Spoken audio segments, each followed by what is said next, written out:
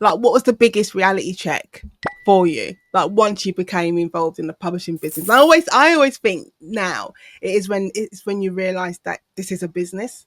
Yeah, there's been loads of reality checks along the way. And I think one of the first ones was that rejection doesn't necessarily come from an agent or a publisher, because those things happened quickly for me. So rejection might come from other areas that you hadn't been expecting, like Mm. inclusion at festivals that you thought would happen that didn't, different things like that. So the reality check being that it's amazing when your book is on the shelf, but that can feel quite flat a couple of weeks later because there's a sort of expectation, well, this is it, like Yeah. everything's happening now. And then you realize, oh God, there are so many books being released on the same day, in the same week, in the same month.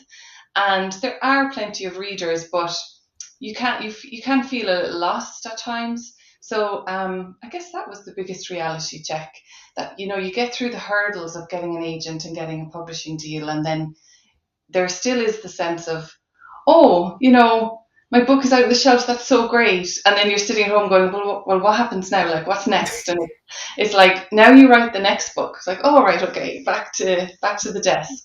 I remember thinking, like, right at the beginning, when I didn't know any better, you Mm, just thought, okay, well, I've got the agent. That's the biggest hurdle. Oh, now I've got the deal.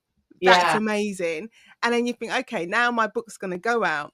And that's it. As soon as yeah, it's released, it's got to hit the charts, because you just think it must be easy to yeah, hit the charts. yeah. And then And sometimes all those things don't happen. You're like, oh, pre-orders are important. I didn't know pre-orders were important, and now I need to go out and sell myself and sell the yes, book.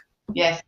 And you do forget that the authors that I've read for years and that I followed for years started the same as this. And you build a brand, Mm, you build a readership, and there's no overnight success. Well, if there is, it's very rare.